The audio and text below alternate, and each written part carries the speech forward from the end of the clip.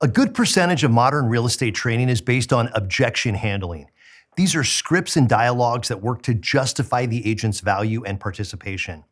These can be effective, and they teach important and necessary principles of working with buyers and sellers. However, in luxury real estate, you are typically dealing with a sophisticated population. They've bought and sold many homes in their life, and many times the clients are executives or business owners who have spent a good part of their life in sales. They recognize when they are being sold or scripted. The luxury consumer does like being consulted. They prefer when you talk to them like any of their other professional advisors would. Authentic conversations, considering all variables, talking through the best options, and then working to determine the best strategy. This approach is how you add value as a luxury agent, by strengthening the relationship and always providing premium service. You have learned that the person asking the questions in this conversation is the person who is learning the most. All great luxury agents have learned the value of questions, and that by using the right phrases, others can move to yes much quicker. Sometimes the best response to a question is a question. For example, your buyer says, "Are we looking at any homes with red tile roofs?" Your response, "Do you prefer homes with red tile roofs?" Yes, it may take practice before it flows naturally, yet this is one of those skills that you will use in real estate, from the client experience to every other person you work with in the process. Let's now introduce the getting to yes phrases. The intention of these is to commence a thought process that leads and brings the receiver to their own conclusions. The first getting to yes phrase is yes. As crazy as it sounds, a lot of times getting to yes in a situation is as easy as saying yes. This word immediately puts the other person at ease and provides a positive tone. It delivers a message that you are open to discussing the subject, which many times is not what the other party was anticipating.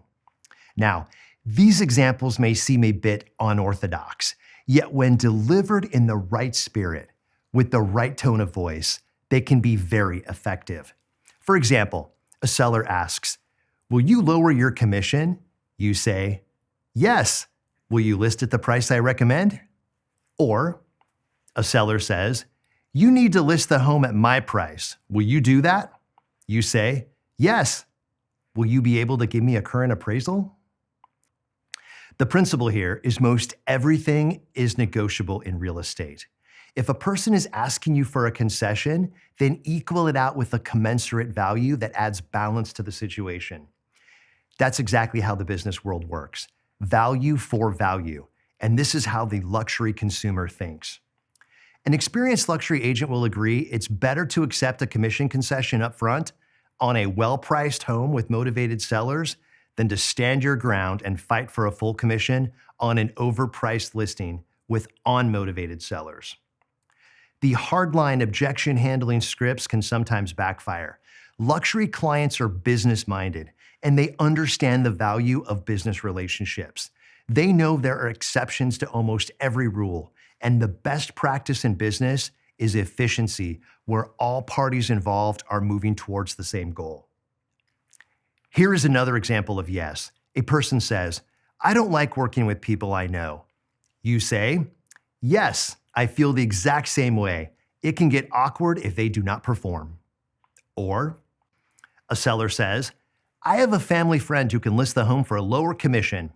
You say, "Yes, that sounds like one way to save money. How many homes at this price range have they sold in the current market?"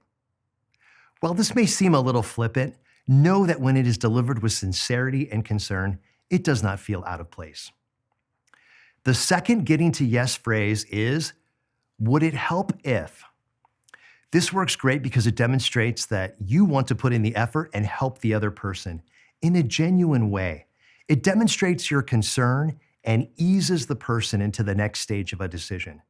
Some examples. Would it help if I met them at the property? Would it help if you knew exactly what the net proceeds will be? Would it help if I picked you up at the airport? These phrases work well because most people want to help the people that want to help them. The third getting to yes phrase is, How will you feel if? All decisions are emotional and then justified with logic. This phrase makes people vision the experience from an emotional level and come to a decision that seems logical. By conditioning, humans will avoid discomfort at a much higher level than seeking something that is enjoyable. This works by disclosing what that discomfort might be. For example, how would you feel if your home did not get a showing in the first 2 weeks? How would you feel if someone else wrote an offer before you? How would you feel if 4 months from now your property is still on the market? Let's present the yes framework. It works like this.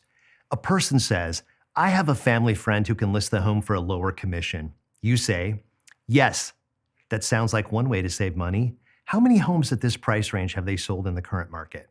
Followed by, would it help if you knew exactly what the net proceeds will be? Followed by, how would you feel if 4 months from now, your property was still on the market? The influential conversation for this training is, how would you feel if? It works like magic in situations where you're moving someone to a yes. And the best part is they will usually reach the conclusion by themselves. Practice this on your friends, family, or significant other to learn to perfect the timing and delivery. Let's do this.